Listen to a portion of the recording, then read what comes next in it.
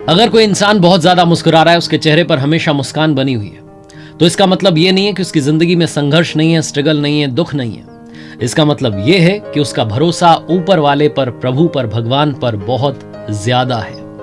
नमस्ते दोस्तों, मेरा नाम है आरजे कार्तिक। आपका स्वागत है। आप देखना शुरू कर चुके हैं मेरी नई लर्निंग सीरीज सीखोगे नहीं तो जीतोगे कैसे। और आज बात करेंगे भगवान श्री गणेश की। उनसे सीखने वाली वो 5 बड़ी बातें कौन सी हैं जो आपको एक बेहतर इंसान बनाएंगी। आइए बात करते हैं 5 learnings from Lord Shri Ganesha. वैसे तो सीखने के लिए बहुत सारी बातें भगवान श्री गणेश से हैं, उनकी जिंदगी से, उनके जीवन से। लेकिन लर्निंग नंबर 1, सीखने वाली सबसे बड़ी बात, अगर आपने कोई टास्क अपने हाथ में लिया है, कोई काम आपने शुरू किया है, तो तब तक मत रुकिएगा जब तक कि आप मंजिल तक नहीं पहुंच जाते, जब तक कि वो टास्क जो है वो फिनिश नहीं हो जाता।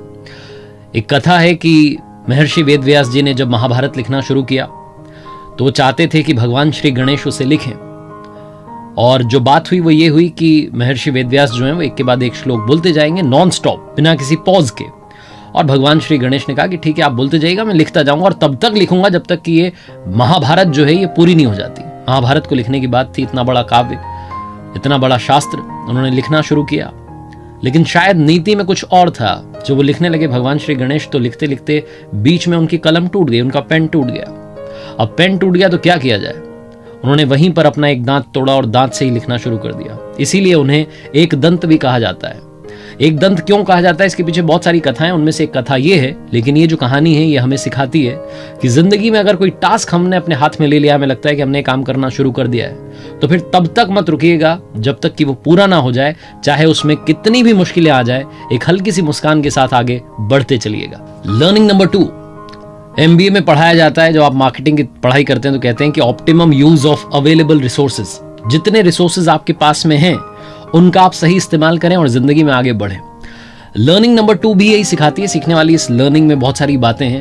ये बहुत पुरानी कथा है कि भगवान शिव ने और माँ पार्वती ने कहा अपने दोनों बेटों से, कार्तिकेय जी से जो कि बड़े बेटे थे, और छोटे वाले श्री गणेश जी से, कि आप दोनों के लिए एक कंपटीशन रखा गया, प्रतियोगिता रखी गई है। आपको दुनिया के 3 चक्कर लगा के आने, जो पहले आ जाएगा उसके लिए एक चमत्कारिक फल है। और जब ये प्रतियोगिता शुरू हुई तो भगवान गणेश को पता था कि मैं चक्कर नहीं लगा पाऊंगा, क्योंकि मेरा जो वाहन है, मेरी जो सवारी है वो चूहे की है, और तब तक बड़े भैया जो हैं वो घूम के आराम से आ जाएंगे, मेरे तो चक्कर ही पूरे नहीं होंगे। तो क्या किया जाए। तो उन्होंने अपने माता पिता के ही 3 चक्कर लगा लिए और उसके बाद प्रणाम करके कहा कि आप ही मेरी दुनिया है। ये कहानी एक बात तो ये सिखाती है कि अपनी लाइफ में अपने पेरेंट्स की हमेशा कद्र करें, रिस्पेक्ट करें, इज्जत करें, सम्मान करें। लेकिन दूसरी बात ये सिखाती है कि जो रिसोर्सेज आपके पास में हैं, जो संसाधन आपके पास में है, क्या आप उनका बेहतर इस्तेमाल करके कमाल कर सकते हैं। क्योंकि बहुत सारे लोग आज के टाइम में कहते हैं कि मेरे पास में तो चीज़ें ही नहीं है, संसाधन ही नहीं है। अगर कोई सोचता है कि मुझे लाइफ में कुछ अचीव करना है, उसे लगता है सबसे पहले तो मेरे पास में पैसा होना चाहिए, चीज़ें होनी चाहिए, फिर शायद मैं कुछ करूँ। तो ये छोटी सी कहानी जो है वो ये समझाती है, सिखाती है कि जितना कुछ आपके पास में है उससे भी आप शुरुआत कर सकते हैं, जिंदगी में आगे बढ़ सकते हैं। और जब आगे बढ़ते जाएंगे तो रिसोर्सेज आपके पास में और ज्यादा अच्छे होते जाएंगे। लर्निंग नंबर 3, सीखने वाली तीसरी सबसे बड़ी बात, ड्यूटी सबसे इंपॉर्टेंट होती है, रिस्पॉन्सिबिलिटी को निभाना सबसे ज्यादा जरूरी होता है। कहा जाता है कि माँ पार्वती एक बार शिव जी के जो गण थे नंदी जी, उनकी किसी त्रुटि पर, उनकी किसी गलती पर नाराज हो गई, और इसलिए उन्होंने अपने महल से एक बच्चे का निर्माण किया और उस बच्चे से कहा कि अब आप पहरेदारी करेंगे, मैं स्नान करने के लिए जा रही हूं। वो बालक जो था दरवाजे पर पहरा देने लगा। तब भगवान शिव वापस आए और वो अंदर जाना चाहते थे, प्रवेश करना चाहते थे, लेकिन उस बालक ने रोक दिया। उन दोनों के बीच में झगड़ा हुआ और उस झगड़े में भगवान शिव ने उस बालक का जो सर था वो धड़ से अलग कर दिया। वो अंदर चले गए। जब भोजन करने लगे तो 2 थालियां माँ पार्वती ने लगाई। तो भगवान शिव ने पूछा कि दूसरी थाली किसके लिए। तो माँ पार्वती ने कहा कि बाहर हमारा जो बालक है वो पहरा दे रहा है। तो फिर उन्होंने बताया कि मुझसे गलती हो गई। और उसके बाद में माँ पार्वती चाहती थी कि उस बच्चे को फिर से जीवन दिया जाए, प्राण दान दिया जाए, जीवन दान दिया जाए। तो फिर जो था वो एक हाथी का सर लगाया गया और फिर सारे देवता आए, स्तुति हुई, आरती हुई, और फिर जो है भगवान श्री गणेश एक बार फिर से सबके सामने आ गए। ये छोटी सी कहानी है जो उनके निर्माण की है, लेकिन ये बताती है कि भगवान श्री गणेश ने अपने जीवन में जो उन्हें कर्तव्य निभाने थे, जो काम उन्हें दिया गया था, जो जिम्मेदारी दी गई थी, वो 100% डेडिकेशन के साथ में उन्होंने पूरी की। यहाँ तक कि भगवान शिव से भी वो लड़ने के लिए तैयार थे। उनको एक जिम्मेदारी दी गई थी कि अंदर कोई ना आने पाए, तो अपनी उस जिम्मेदारी को, उस कर्तव्य को वो लगातार निभा रहे थे, चाहे उसमें उनकी जान चली गई। हम में से बहुत सारे लोग अपने रिश्तों को खत्म कर लेते हैं, रिश्तों को कमजोर कर देते हैं, क्योंकि हमें लगता है कि हमारे किसी अपने से गलती हो गई। लाइफ टाइम हम उसे माफ नहीं कर पाते।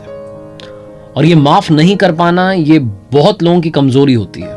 बहुत सारे रिश्ते कमजोर होते चले जाते हैं, टूटते चले जाते हैं, हमारे अपने बिछड़ते चले जाते हैं। भगवान श्री गणेश से माफ करने की कला सीखी जा सकती है। फॉरगिवनेस बहुत ज्यादा जरूरी है। माफ करो, बातों को भूलो और आगे बढ़ जाओ। कहा जाता है कि भगवान श्री गणेश एक बार भोज के लिए गए, भोजन करने के लिए कहीं गए, उन्होंने ज्यादा भोजन कर लिया। स्वाद में जब बाहर निकले तो उनका पेट फूला हुआ था, ज्यादा खाने की वजह से, ज्यादा भोजन करने की वजह से। चंद्रमा मजाक उड़ाने लगा, और जब चांद ने मजाक उड़ाया चंद्रमा ने, तो भगवान श्री गणेश को गुस्सा आ गया। उन्होंने कह दिया कि अब से तू कभी नहीं दिखेगा, अदृश्य हो जाएगा, गायब हो जाएगा। चंद्रमा घबरा गया, माफी मांगने लगा कि मुझे माफ कर दीजिए, मुझसे गलती हो गई, मैं मजाक नहीं उड़ा रहा था, ऐसा ऐसा। भगवान श्री गणेश ने बड़ा दिल दिखाते हुए, बड़ा हृदय दिखाते हुए तुरंत माफ कर दिया और कहा कि देखो, मैंने कह तो दिया कि अदृश्य हो जाएगा, तो महीने में एक दिन तो अदृश्य होना ही पड़ेगा। धीरे धीरे घटते घटते एक दिन ऐसा आएगा जब तुम नहीं दिखोगे। और वो रात अमावस्या की होती है जब चंद्रमा नहीं दिखाई देता है। लेकिन ये जो कथा है, ये जो कहानी है, ये सिखाती है कि जिंदगी में, जीवन में माफ करना और आगे बढ़ जाना बहुत ज्यादा जरूरी होता है।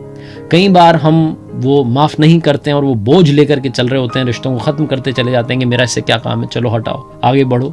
ऐसे करते करते एक दिन ऐसा आता है कि हमारे अपने लोग जो होते हैं उनकी संख्या थोड़ी कम हो जाती है। तो अगर किसी अपने से गलती हो गई है तो माफ करो, भूल जाओ और आगे बढ़ जाओ। और आखिरी सबसे बड़ी बात सीखने वाली वो ये कि जीवन में आत्मसम्मान बहुत जरूरी है। सेल्फ रिस्पेक्ट के लिए हमेशा खड़े रहिए और हमेशा सेल्फ रिस्पेक्ट को आगे रखिए। कहा जाता है कि भगवान विष्णु की जब शादी हो रही थी माँ लक्ष्मी से, तो लक्ष्मी जी से शादी हो रही थी और शादी में सबको बुलाया गया, लेकिन भगवान श्री गणेश को नहीं बुलाया गया। जब भगवान विष्णु से पूछा गया तो उन्होंने कहा कि महादेव को बुला लिया है, उनके साथ में वो भी आ जाएंगे। जब वहां भगवान श्री गणेश पहुंचे तो उनसे कहा गया कि आप तो यहीं रुक जाइए, द्वारपाल बन करके रहिए, घर का ध्यान रखिएगा। और सब लोग चले गए बारात में। तो नारद जी आए, नारद जी ने पूछा कि आप यहाँ क्या कर रहे हैं, आपको नहीं लेकर के गए? तो उन्होंने कहा कि मेरा अपमान हो गया है। कहा जा रहा है कि तुम बहुत खाओगे, वहां जाकर खाना खाओगे, अच्छा नहीं रहेगा, बहुत ज्यादा भोजन करोगे। तो नारद जी ने कहा कि काम कीजिए, आपने चूहे को भेज दीजिए और रास्ते में बड़े बड़े गड्ढे करवा दीजिए, बारात रुक जाएगी, देखना आप, अपने आप आपको बुलाया जाएगा। ऐसा ही हुआ, रास्ते में बड़े बड़े गड्ढे हो गए, जो रथ जा रहे थे वो रुक गए। भगवान श्री गणेश को बुलाया गया, उनकी स्तुति की गई, उन्हें मनाया गया। अब रथ के पहियों को ठीक करने की बारी थी, क्योंकि वो टूट गए थे गड्ढे में जाने के बाद में। तो पास ही में एक किसान काम कर रहा था, उसको बुलाया गया। जब वो आया तो उसने श्री गणेशाय नमः कहकर के शुरुआत की और पहियों को ठीक कर दिया। और उसने कहा भी कि शायद आपने गणेश जी को याद नहीं किया होगा, इसीलिए ये हाल हुआ है। किसी भी शुभ कार्य की शुरुआत से पहले उन्हें जरूर याद कीजिए। और तब से ही जब भी किसी नए काम की शुरुआत की जाती है तो हमारे यहाँ भगवान श्री गणेश को याद किया जाता है। उनसे कहा जाता है कि आप आइए, आप पधारिए और इस कार्य को मंगल बनाइए। भगवान श्री गणेश के हर अंग का अपना महत्व है। जाते जाते गणपति गजानन भगवान के हर अंग की बात कर लेते हैं। उनके बड़े बड़े कान हमें सिखाते हैं कि जिंदगी में सबकी सुननी चाहिए, हमेशा अच्छा लिसनर बनना चाहिए। अच्छा सुनेंगे, ज्यादा सुनेंगे तो जिंदगी में अपना फैसला सोच समझ के ले पाएंगे। भगवान श्री गणेश का बड़ा सा पेट, उन्हें लंबोदर भी कहा जाता है, वो बड़ा सा पेट हमें सिखाता है कि जीवन में अच्छी बात हो, बुरी बात हो, पचा लेनी चाहिए, इधर की बात उधर नहीं करनी चाहिए। उनकी सूंड हमेशा हिलती डुलती रहती है, वो हमें एक्टिव रहने का संकेत देती है कि हमेशा लाइफ में एक्टिव रहिए, अपने गोल्स को लेकर, अपने ड्रीम्स को लेकर आगे बढ़ते रहिए। भगवान श्री गणेश की कृपा सभी पर बरसती रहे, ऐसी मंगल कामनाएं। देखते रहिए मेरे साथ हर शुक्रवार सुबह 9:30 बजे एक नई लर्निंग सीरीज का वीडियो और हर सोमवार सुबह 9:30 बजे एक नई कहानी। जाते जाते बस यही कहूंगा, ऊपर वाले के आशीर्वाद के साथ, अपनी सच्ची मेहनत के साथ और अपनों के प्यार के साथ कर दिखाओ कुछ ऐसा कि दुनिया करना चाहे आपके जैसा।